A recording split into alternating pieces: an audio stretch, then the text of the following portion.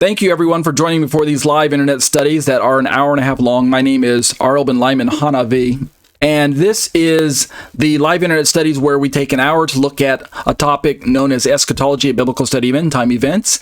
It deals with end-time topics related to rapture and Day of the Lord and Daniel's 70th week and world empires that have come and gone and things like that. We're working our way really towards the book of Revelation. If you're interested in that book, then stick around. Ultimately, we'll get to the book. We're just working our way topic by topic. The last 30 minutes of our live internet studies is entitled A Trinitarian Response to Biblical Unitarianism, where we take verses in the Bible that are argued either in a Trinitarian fashion or are argued in a non-Trinitarian. And we're using biblicalunitarian.com's listing of verses that they feel are best understood in a non-Trinitarian fashion, and we're just kind of wrestling with those verses. All right, let's jump into the first segment, Eschatology, a biblical study of end-time events. Here is the topical index that we've been working from. We're in topic 11, making a case for the Prewrath view. Now, what is the Prewrath view, you say? Let me explain it to you.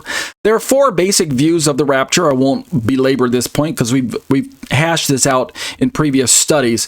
But when we're talking about the last 7-year time period of history that will represent what we could call the consummation of the end of the age, the last 7 years, are often labeled the 7-year tribulation.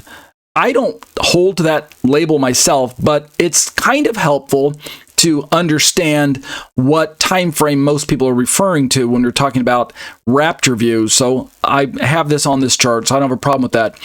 The big players on the chart you're looking at of these four views, the big details are, of course, the wrath of God or the tribulation that can either be identified as the first view being pre-trib. The wrath of God is the entire 7 years. So on that 7-year timeline, the rapture takes place at the very beginning. The millennium is at the far right, meaning the second coming of Christ coincides with the farthest right, where the arrow is pointing towards the millennium, like you can see on our screen. That's where the second coming would be. But rapture is on the far left. It either kicks off the 7 years, or it happens at some unknown time before the 7 years, and then the 7 years happens shortly thereafter. I'm not saying I know exactly when they are connected to each other, and I'm not even sure that pre-tribbers talk about that very precisely. But nevertheless, it's just convenient to say that it's outside of the 7 years, or it's before the 7 years starts. Mid-trib has the rapture at the middle of the 7 years, so the word mid, meaning middle of the 7-year period, but the rapture takes place and then the wrath of God is poured out. The wrath of God there is synonymous with great tribulation, is what you should understand. The Prewrath model, which is the one that I'm trying to make a case for at the moment, is right there on the third from the top. It's got the wrath of Satan in pink, the rapture in yellow, the wrath of God in black. This indicates that there's a difference between wrath of Satan and wrath of God. You can just identify the wrath of Satan there on the left side of the rapture as the Great Tribulation, and you can identify the wrath of God on the right side of rapture as just what it says, Day of the Lord, wrath of God. That's basically the way the Prewrath model sees it. The timing isn't saying that it's exactly midpoint between wrath of Satan and wrath of God. This is just for illustration purposes. We're saying as Prewrathers that it happens sometime after the midpoint of the week, after the tribulation has run its course, after the sixth seal sign of the sun, moon, and stars, what we call cosmic disturbances, but prior to the wrath of God and prior to the end of the 70th week. That's all we're saying. We don't really know when it's going to happen. Yeshua said it best, no one knows the day or the hour. And then post-trib on this list, within the 7-year time frame, this version shows wrath of God being very, very short, meaning the wrath of God here is equal to Great Tribulation. Rapture happens after the Great Tribulation, so rapture's near the very end of the 70th week. If you look at this model, take it to its most normative understanding, this would put rapture at the end of the 70th week, maybe at the end of the 7 years. So there's another another slide here. Give me a moment. I'm going to see if I updated. Nope. I forgot to update. I have this. Let me show you this slide, and then I'll show you another updated version of it. Here's the same 7 years time frame with 4 views. The only thing I want to show you, draw your attention to, is mainly. Let's see, can I zoom in? I think that's not going to do it. Give me a moment. I want to. Oops, I didn't want to do that. Let's try. Okay. Looks like I'm not as savvy with my computer as I thought I was. Okay, what I want to do is I want to zoom in on the post-trib in the lower left corner. I'll just use your eyes. Post-trib in the lower left corner, this 7-year period, if you notice, it's slightly different than the previous view earlier. The other previous view of post-trib, let me go backwards, has wrath of God, then rapture, right? Are you seeing the sequence? It's the very bottom of your screen. Post-trib has wrath of God, then rapture, in that order. But when we look at this slide for post-trib in the lower left corner, same 7-year time period, but notice what happens to the wrath of God and the rapture. They swap places. So what I'm saying is that, and now I can switch to the other slide, that there's a version, let me pull it up. Here we go. I modified this slide to give it the name that I believe is consistent with what's being described. So if you look at this slide, suddenly the one in the lower left corner is labeled post-trib pre-wrath. Notice it's gained the label pre-wrath after the word post-trib, and that's simply because the day of the Lord and the rapture have traded places. So in this version of post-trib, I mean, you could call it a modified version of the post-trib. In this version, Christians are raptured prior to the wrath of God being poured out in its fullness. Of course, this has to reduce the day of the Lord to a mere 24 hours, but it still brings up a very important prophetic point, which I believe is that when Paul says in 1 Thessalonians 5:9 that God has not destined us to wrath, I believe that the verse is referring to eschatological wrath, day of the Lord wrath, meaning the wrath of God that's going to be poured out in the final 7-year time frame. Not merely that we are, as Christians, excused from the final wrath of God, as in lake of fire for eternity wrath. That's not the eschatological day of the wrath. Meaning, understood in a different way, there's going to be a wrath of God that's poured out on living human beings in their physical bodies. A day of the Lord wrath that's going to be poured out on planet Earth, not on people who are residing in the lake of fire. So those are 2 types of wrath that the Bible talks about. There's day of the Lord wrath, we're going to call that eschatological wrath. And then there's eternal wrath, right? As in, it has no end if you take the word eternal in its normal, customary sense. So that eternal wrath is for people who don't have bodies, per se.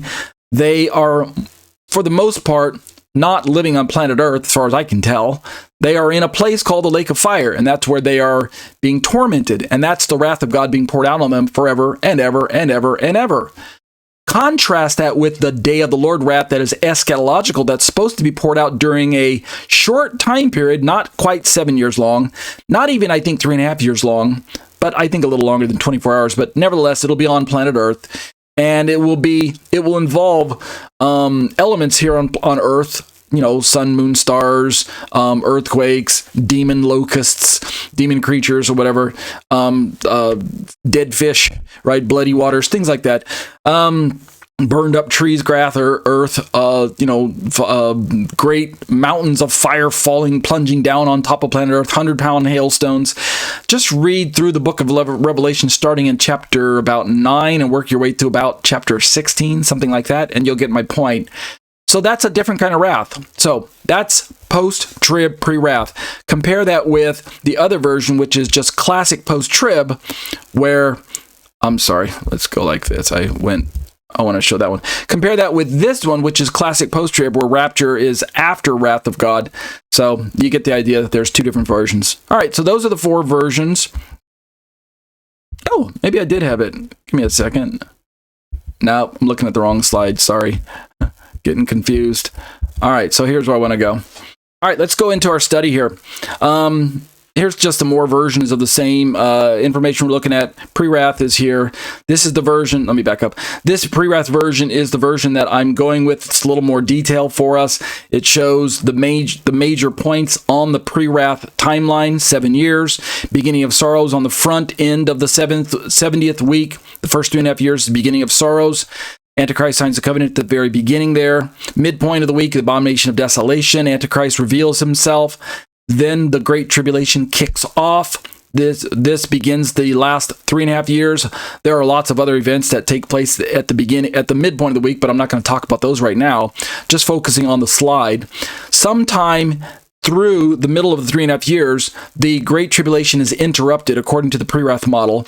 The Great Tribulation is interrupted by the Prewrath rapture of the church itself. Of course, don't forget that the rapture includes the resurrection.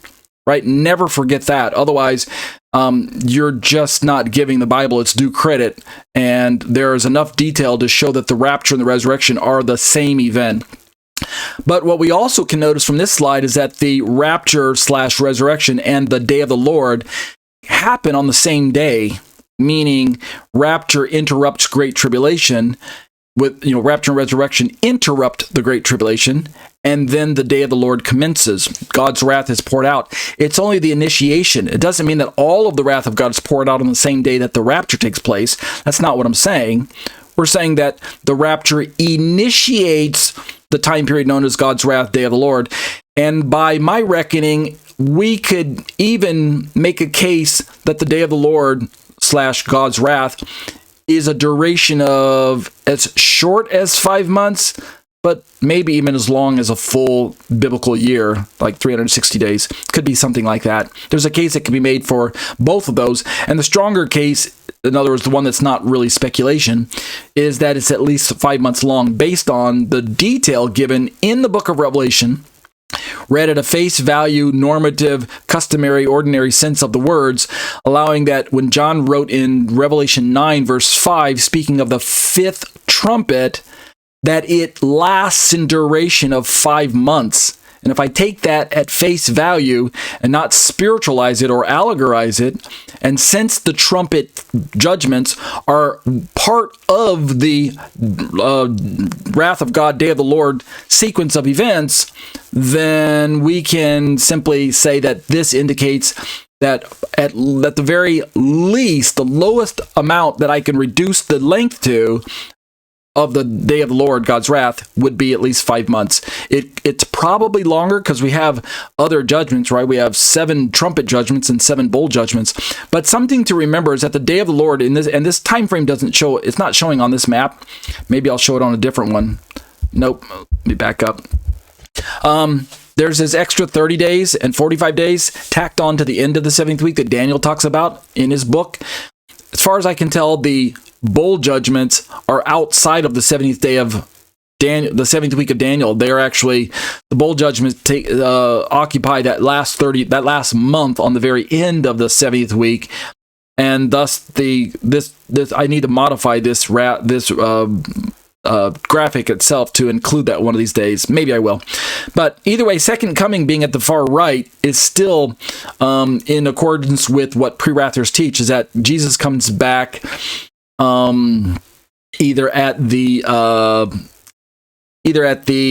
end of the 7th week, or he comes back at the 30 days at the Battle of Armageddon, or he comes back at both times, right? There could be some events that indicate that he's going to be on planet Earth already before the Battle of Armageddon takes place. But we'll deal with those details in time. Just keep the overview in mind, right? Second coming is near the end of the week, but that's good enough. All right, let's turn to the resources. We've got Brother AARON EGGMAN's book entitled "The Saints Go Up and the Wrath Comes Down." It's available on his website at prewrathresources.wordpress.com. He gave me explicit permission to utilize resources from the book, and he has made this really easy by placing those resources on his website, as well as slides and a full-blown slideshow that goes along with the resources that are available. So the link is in the description to the video, so let's jump into it. We're now in a chapter of the book that refers to the coming of Jesus and the rapture. So that's the topic that we left off with last week. And that's the topic that we're working with. We left off looking at this chart about comparing Jesus and Paul's teaching on Jesus' second coming. The point that's being made by Brother AARON EGGMAN, in case you're getting lost in the details, is this. It's very simple. In Jesus' Olivet Discourse, which is recorded for us in 3 prominent places in the Gospels, Matthew 24, Mark 13, Luke 17 and 21, split across Luke in 2 different spots, but Matthew, Mark, Luke all have the Olivet Discourse. It's this discussion that Jesus had with his disciples while sitting on the Mount of Olives, looking west towards the, across the Kidron Valley, towards the Temple Mount and all of its buildings, and then he has this discussion about the destruction of the temple, as well as the details surrounding when his return will happen. That was the disciples' initial question. Within that discussion, it's as simple as this. They asked him, Lord, when are you going to come back? I'm paraphrasing. When are you going to come back, and what are going to be the signs that accompany your return? And so in the zoom out level, Jesus describes 1 second coming. Right? You get it? There's a slide that I think I have. Let's pull it up because I do want you to see this. It is, let me find it, this one. There's 1 second coming, one single coming, one parousia, right? When he asked them, when the disciples asked him, Lord, what's the sign of your coming? They didn't say, what are the signs of the 2 parts of your coming? What are the 2 significant events connected to your coming? He simply described one coming. And this is consistent with an Old Testament model that describes the coming of the Lord, like in Daniel chapter 7, as one event. And so we have to come down on that. We have to recognize that there's 1 second coming of the Lord. Otherwise, we're going to get confused by the pre-trib model that says that there's basically 2 second comings, one at the beginning of the 7 years, another one at the very end, and they're like disconnected from one another as far as relevance, right? One is for a people group known as the church, and another one's for the people group known as Israel, and they seem to be disconnected from one another, at least in the dialogue that they use. But when we go back to what Jesus gave his disciples as one event, and here's the simple part. He describes this one event, and yet most of the details that he gives us in this one event, at least in Matthew and in Mark and in Luke, which corroborates with Paul's writings in Thessalonians that we're seeing on your screen, most of the details are connected to the event that we're going to call Rapture. Are you catching that? When you look at all the sheer amount of details on the far left of your screen in the dark blue section, all those details about the movement of Jesus, the tribulation of those days, the persecution, of course, the destruction on the world, the state of affairs on planet Earth, the people being caught unaware, the thief of the night analogies, the fact that we believers are exhorted to keep watch, all of these details, and then finally culminating in the gathering, right? We've got that sign there in the middle, the sun, moon, star sign, the cosmic disturbance. All of these details are picked up by Paul in his Thessalonian letters when you look at 1 Thessalonians chapter 4, starting at verse 16, and working your way all the way down to 1 Thessalonians 5, verses end in, like, say, verse 6. You know, first verse on this list and last verse. All of the details are repeated. Keep in mind that also we could have brought in the first Corinthians 15, 51 through 54, I believe. Somewhere there's like a section where Paul talks about the resurrection, because resurrection and rapture are the same event. They are absolutely the same event. They're not disconnected.